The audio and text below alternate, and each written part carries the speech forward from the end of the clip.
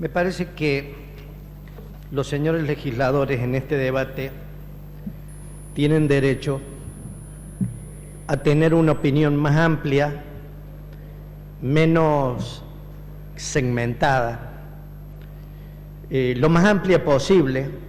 Ese es el sentido que tienen los debates.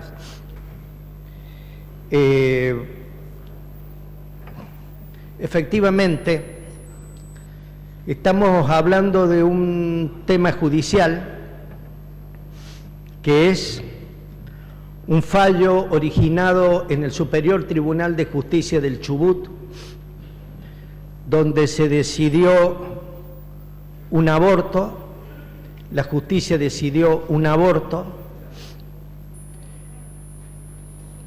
y el aborto se verificó, o sea, el chico fue privado del derecho a la vida, con lo cual se había terminado el caso judicial. No había caso judicial para seguir la discusión, y alguien se le ingenió para hacer una apelación sobre el chico muerto, una apelación a la Corte Suprema, y la Corte Suprema, sin tener un caso judicial, se expidió en marzo del 2012 estableciendo que cuando una persona alegara ser violada, no era necesario hacer ningún tipo de denuncia, y solamente con una declaración jurada, repito esto, porque esto es lo clave, solamente, porque esto no le dicen a la gente, la Corte dijo que solo con una declaración jurada, cualquier persona que se considerase agredida sexualmente podía hacerse un aborto en cualquier lugar de la República Argentina. Evidentemente, la Corte no se quedó ahí. Incumplió en primer lugar un deber esencial que tiene que resolver casos judiciales. Si el chico estaba muerto, ¿qué sentido tenía de seguir evaluando un tema? Pero en el fondo lo que se quería era dar un mensaje. Y el mensaje vino después. El mensaje fue una conminación de la Corte a todas las jurisdicciones a que cuando una mujer solo manifestase a un médico que había sido agredida sexualmente, se le debía hacer el aborto de inmediato. O sea, la Corte cometió dos errores que son... Pero bueno, estaba al frente de la Corte un juez prostibulario, un hombre que tenía 9 prostíbulos, era de esperar. Perdón, legislador, ¿solicita una interrupción? Ah, perdón, como con tanto énfasis levantaba la mano, creí que solicitaba una interrupción. Continúe, legislador, discúlpeme. Cuando digo un juez prostibulario, Zaffaroni, me estoy refiriendo concretamente a cómo lo ha catalogado hace unos días el doctor Sapsay, refiriéndose a un hombre que administró justicia en la Corte Suprema de Justicia de la Nación, siendo titular de 9 departamentos. O sea, eso te da un poco el target moral de quién decide las cosas en la República Argentina, por el tema de la trata, de la cosificación de la mujer, etcétera, etcétera. Dejando eso de lado, la Corte cometió 2 errores. El primer error es fallar en abstracto, porque el chico estaba fallecido, muerto, y en segundo lugar, dictarle normas de salud a las provincias. Las políticas de salud de las provincias son privativas fundamentalmente de las legislaturas provinciales. Son materias no reservadas, en todo caso concurrentes, pero nunca de la Corte. La Corte es un tribunal que dice, ante un caso concreto, quién tiene la razón jurídica, pero no puede dar indicaciones generales. En virtud del fallo de la Corte, un montón de provincias argentinas elaboraron, como la Corte lo pedía, protocolo de abortos no punibles, diciendo: Una mujer que ha sido agredida puede, sin necesidad de explicar nada a nadie, porque la Corte había dicho expresamente: prefiero que me fabriquen abortos, prefiero que chicos inocentes que no fueron, bueno, siempre son inocentes, porque ellos en realidad no tienen nunca la culpa de cómo han sido concebidos, ¿no? Prefiero que me fabriquen abortos a no tener que una mujer que ya ha sido victimizada una vez sea victimizada una segunda vez, teniendo que contar qué es lo que le pasó. Bien, la provincia de Córdoba rapidísimamente hizo su guía de abortos no punibles, tomando el tema de la declaración jurada inmediata y que el aborto debía ser realizado en un plazo que debía ser muy breve, etcétera, etcétera. Se le intentó explicarle al ministro de aquel momento, no me acuerdo cómo se llamaba, el ministro de Salud de la provincia, no era usted, doctor González, el que lo ha sucedido. Le digo, pero... Doctor Simón, le digo, hagan una guía adecuada, pero no, esto que da la Corte es una barbaridad. Y le traté de explicar que si yo mañana, cuando me voy de esta legislatura, me voy a la Caja de Jubilación de la provincia y le digo al presidente de la Caja, jubíleme, y usted tiene los 30 años, jubíleme como legislador, le digo. Pero ¿cómo? ¿Usted tiene 30 años en la provincia? No, yo no tengo. No sé si tengo. Bueno, pero yo necesito que usted me acredite los servicios. Bueno, le firmo una declaración jurada. Mire, yo le certifico a Aurelio García Lorio que entre el año tal y tal presté servicio en la oficina tal del gobierno de la provincia. ¿Qué me diría la Caja? ¿Usted está loco? Certifiquen los servicios. Yo no le puedo dar una jubilación. No le puedo dar una jubilación tan solo porque usted me diga. Usted me tiene que de alguna forma dar algún elemento para que yo, objetivo, para que yo crea que lo que usted dice es cierto. Ahora pregunto, algo tan elemental, ¿la Corte no lo vio? Y mandó a hacer los abortos con declaraciones juradas que quedaban en poder del médico. O sea, imagínese un señor que hace aborto y se dedica a esa profesión. Con este fallo de la Corte, la tenía servida. Es decir, ¿usted quiere hacer un aborto? Sí. Porque, bueno, abortos que no eran punibles, no punibles, digamos, abortos comunes, circunstancias de otro tipo. Bueno, fírmame una declaración jurada acá que quede en mi poder. Pero eso no se ha visto en ningún lado. Eso es de salvajes. Matar chicos por declaración jurada es de salvajes. No estamos en el tiempo de los derechos humanos. ¿Qué es esto?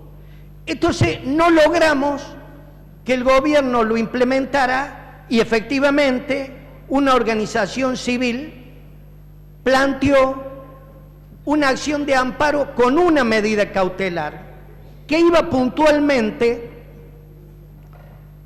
iba sobre todo, efectivamente, iba sobre todos los dos incisos del artículo 86, pero el juez le dio la medida cautelar solo sobre el aborto no punible vinculado a violaciones, no al riesgo de vida de la madre, en la medida que no se entendía cómo era esto de la declaración jurada. Ese era el tema de fondo. Y esa declaración jurada está vigente en la guía, porque Córdoba insiste, la provincia de Córdoba insiste que los abortos lo va a hacer por declaración jurada. Y hay una medida cautelar que impide que sea así,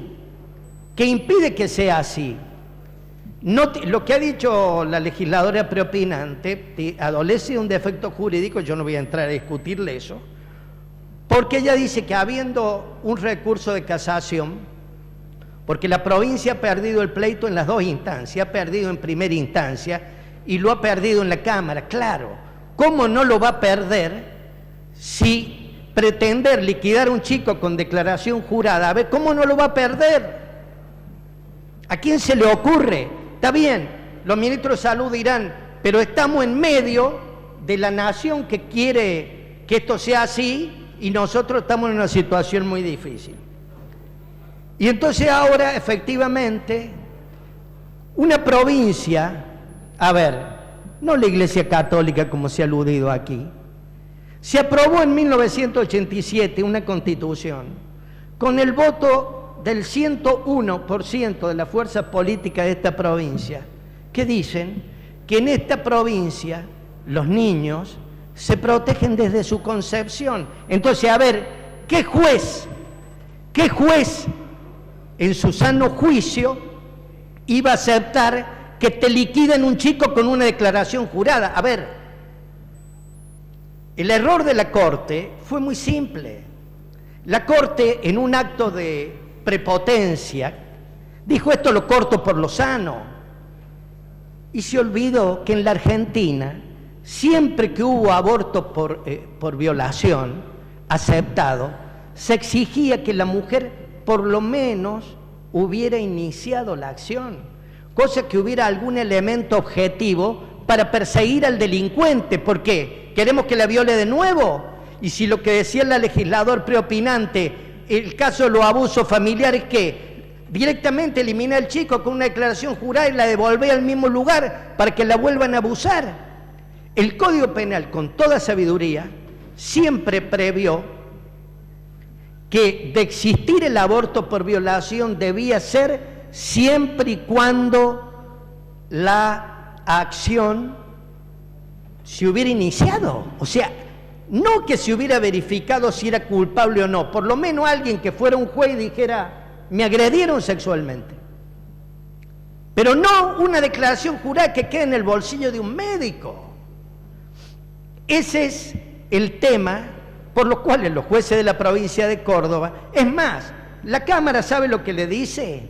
La Cámara, con un fallo a todo esto, viene perdiendo la provincia prolijamente, o sea, con el último que se puede enojar acá la legisladora preopinante, con el gobierno de Córdoba, porque el gobierno de Córdoba, que no tiene obligación de llevar los casos hasta la Corte ni al Superior Tribunal, sino que con dos fallos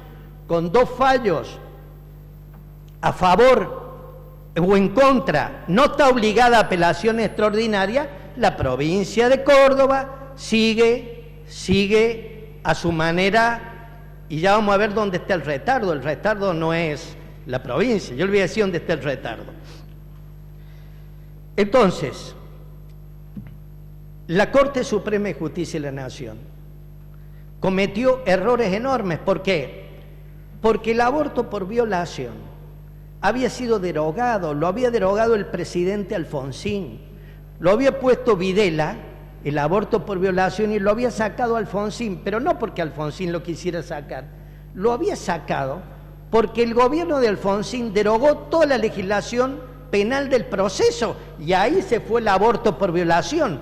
Lo que pudo haber hecho la Corte es decir: si una mujer ha sido agredida sexualmente y ha hecho la denuncia y hay elementos objetivos que esto ha pasado, no esperar a que se haga toda la investigación y se podía practicar el aborto como lo entendía el otro Código Penal. ¿Me entienden?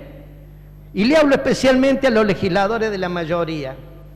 Ustedes están, el gobierno de usted está sosteniendo una apelación al TSJ que luego irá a la Corte, donde el resultado final, si esa ONG pierde el juicio, es que los médicos de la medicina pública y de la medicina privada van a poder tener en el cajón de su escritorio formularios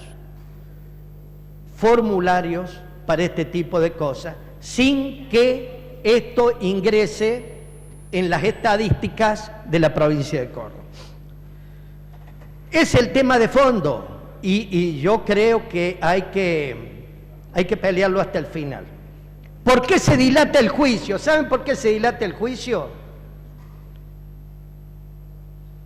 Porque menos doña Jovita se ha presentado todo el mundo en ese juicio. menos doña Jovita, que yo quisiera traerla al juicio porque en una de esas, invitarla a doña Jovita sería la más criteriosa de todo. Se han presentado, todo el lobby abortista del planeta está metido en ese juicio, se han venido como chancho a la batata. ¿Por qué? Porque saben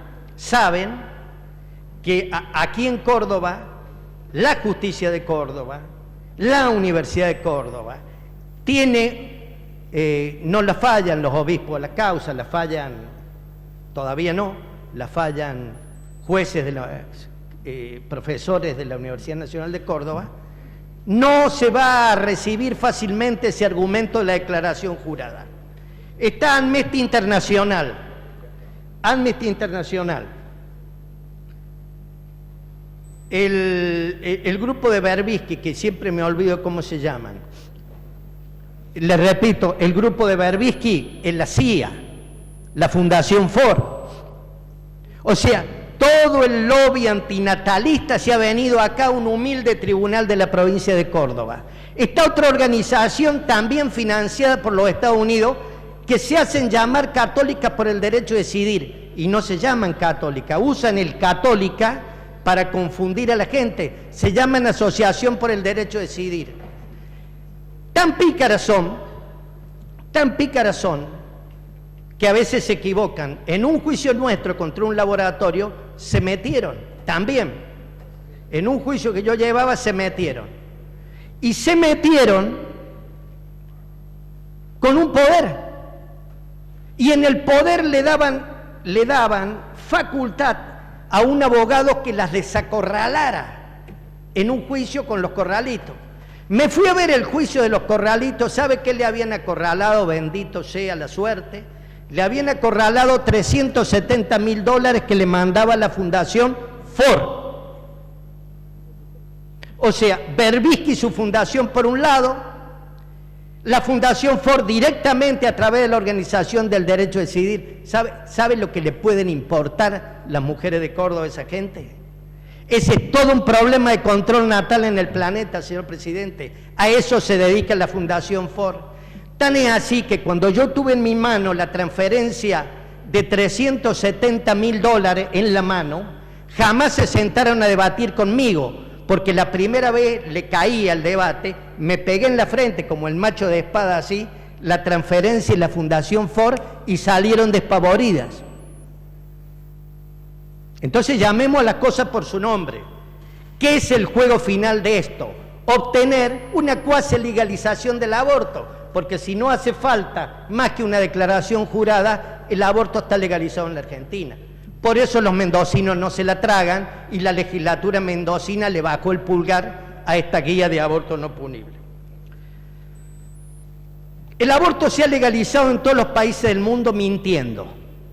¿Sabe por qué? Porque mentira y muerte siempre funcionan juntitas. Y no lo digo yo. Lo dijo el doctor Bernard Nathanson, el padre del aborto en el mundo. El doctor Nathanson encabezaba la ley, la Liga Nacional del Aborto de los Estados Unidos, y después se dio cuenta que era una locura lo que había hecho, y empezó a recorrer el mundo mostrando un video de lo que era un aborto real, pero claro, ya habían pasado miles de chicos. Mire esto, Nathanson confesó que ellos se habían enterado que había en los Estados Unidos solo 1 millón de personas a favor de la legalización del aborto en el año 68. 1 millón. Y dijeron, ¿de qué forma podemos llevar la masa crítica a un monto alto para que la Corte cambie el criterio?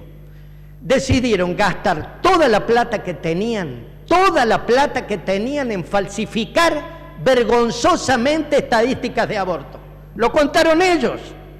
Si se moría una chica por aborto, se morían 100. Si había tanta cantidad de abortos registrados, la multiplicaban por 5, por 6, por 7, contado por ellos mismos. En el año 73, cuando legalizan el aborto, tenían más de la mitad de los norteamericanos convencidos que esto no se paraba y que las mujeres se le morían. ¿Sabe qué? El caso se llamó, para que ustedes vean cómo la mentira y la muerte siempre van juntas, como en el fallo de la Corte nuestra, que resolvieron ya con un chico muerto. El 23 de enero del 73 la Corte americana le hizo lugar al aborto en los Estados Unidos. El caso se llamaba Jane Roe contra el Estado de Texas. La mujer dijo que había sido violada, ¿está claro? Y que no se le autorizaba el aborto. El chico nació, acá fue al revés, el chico nació y la Corte resolvió después que el chico había nacido. ¿Sabe qué?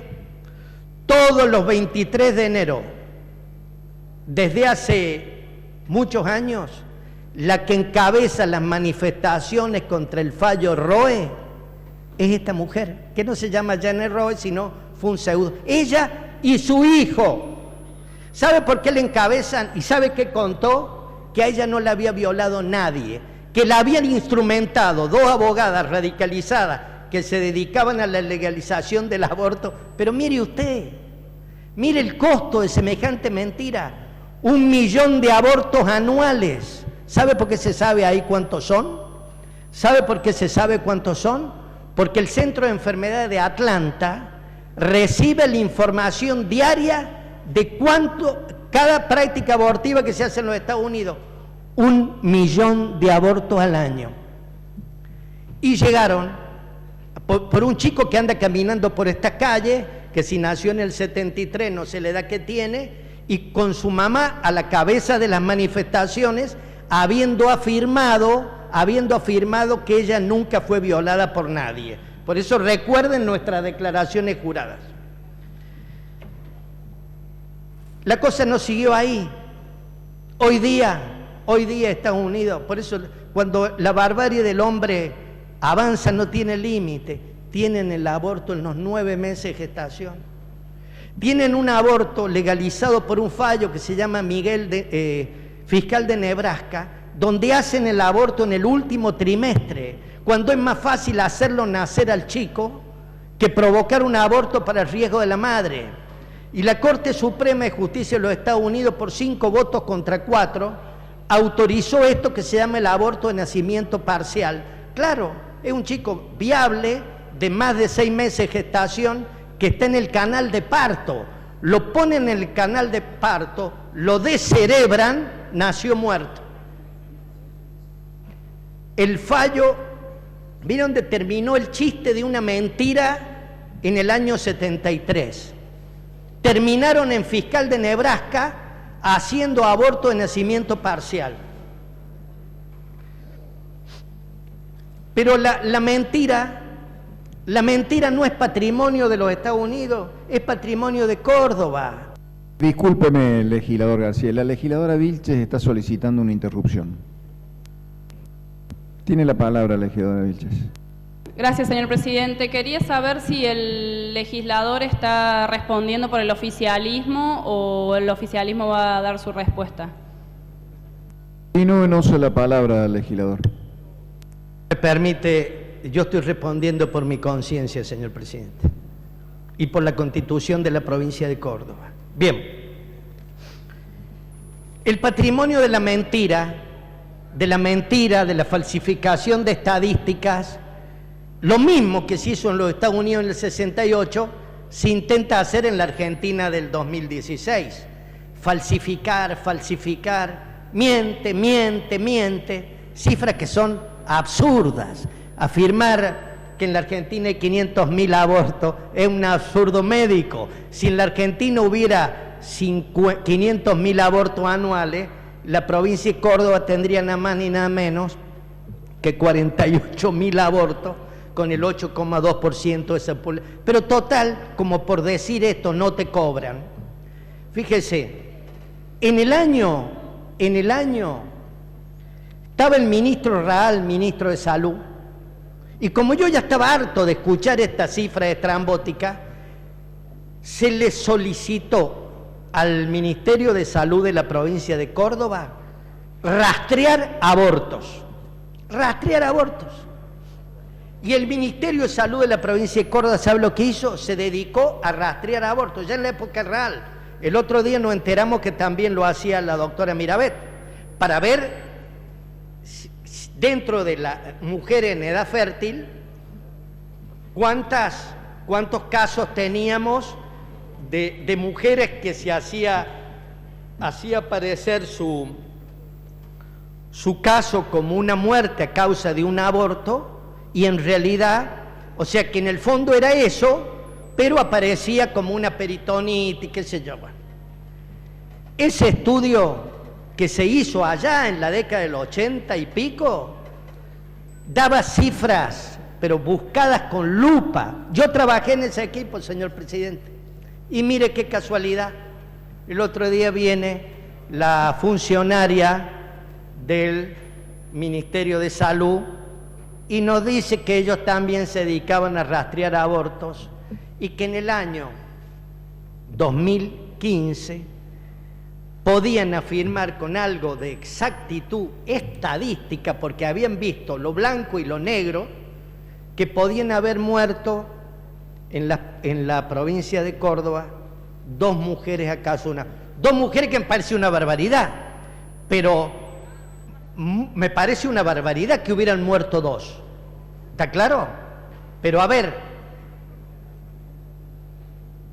decir que mueren miles para terminar matando a miles de chicos, porque a ver, ¿no se dan cuenta que cada vez que se produce un aborto, aparte de la situación durísima con la madre, hay un niño que se pierde? Hay un niño que se pierde, hay una vida que se pierde.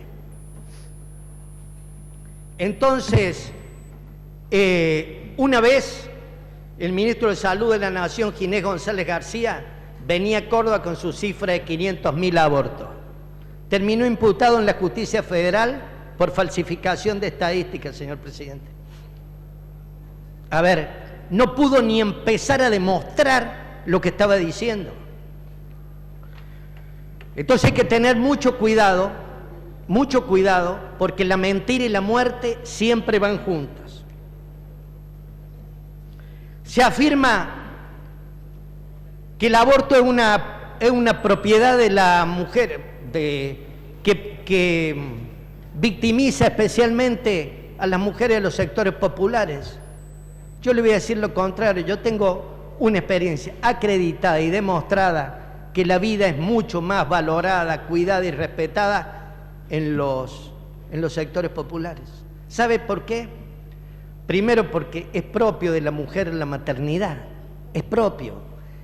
Y una sociedad que le cierra a la mujer un montón de caminos, hay uno de los pocos caminos que no le puede cerrar, es que sea madre.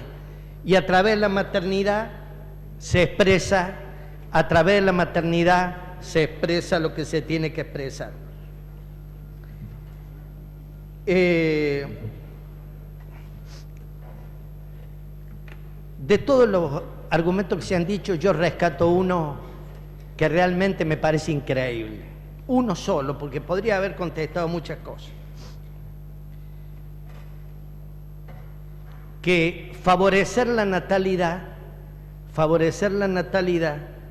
y evitar el aborto, en definitiva, es una medida capitalista para proveer mano de obra gratis y barata en la fuerza de producción. Yo había oído cosas raras, señor presidente, pero cosas muy raras, pero confieso que esto no lo he oído nunca.